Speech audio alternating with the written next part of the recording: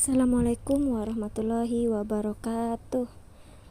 Selamat pagi anak-anak ibu. Bagaimana kabarnya hari ini? Semoga dalam keadaan sehat walafiat ya. Hari ini kita belajar tematik tema 5 bab kewirausahaan. Sebelum itu marilah kita berdoa terlebih dahulu untuk memulai pembelajaran kita pada hari ini.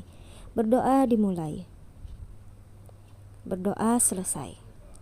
Baik, sebelum memulai pelajaran, alangkah lebih baiknya anak-anak ibu persiapkan buku dan alat tulisnya ya. Baik, nah, kita hari ini akan belajar tematik mata pelajaran Bahasa Indonesia. Nah, sebelumnya ibu tanya dulu deh, apakah anak-anak ibu pernah mengisi identitas diri ketika misalkan mau masuk sekolah atau mau ikut lomba atau misalkan mau daftar ngaji? Nah, sudah pernah atau belum? Nah, kita akan belajar itu ya. Nah, yang kita pelajari adalah apa itu daftar riwayat hidup. Nah, pengertiannya adalah daftar riwayat hidup adalah tulisan berisi informasi diri, identitas, dan pengalaman atau kegiatan yang dilakukan oleh seseorang. Daftar riwayat hidup juga biasa disebut dengan CV atau kurikulum vitae yang berisi data diri seseorang. Riwayat hidup seseorang berbeda-beda sesuai dengan identitas diri masing-masing yang digunakan untuk keperluan diri, mulai dari suatu kegiatan, mendaftar untuk sekolah, hingga melamar pekerjaan. Baik, ada dua bentuk riwayat hidup.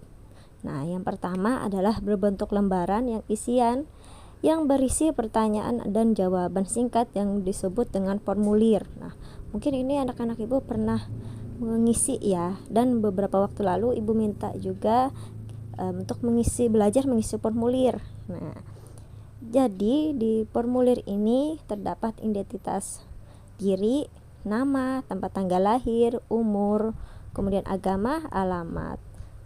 Nah, kalau yang ini tergantung nanti kalau misalkan anak ibu mau masuk sekolah, nanti disesuaikan dengan formulir untuk masuk sekolah. Tapi kalau misalkan anak-anak ibu mau mengisi untuk misalkan perlombaan ataupun nanti sewaktu dewasa nanti melamar pekerjaan, akan berbeda lagi, tergantung dengan keperluannya seperti apa. Kemudian yang kedua adalah berbentuk narasi. Nah, jadi berbentuk sebuah paragraf dan cerita. Nah, jadi ini dideskripsikan. Anak-anak ibu bisa lihat contohnya sendiri.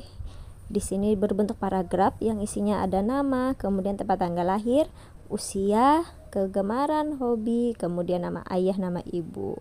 Seperti itu. Jadi itu ada dua bentuk riwayat hidup.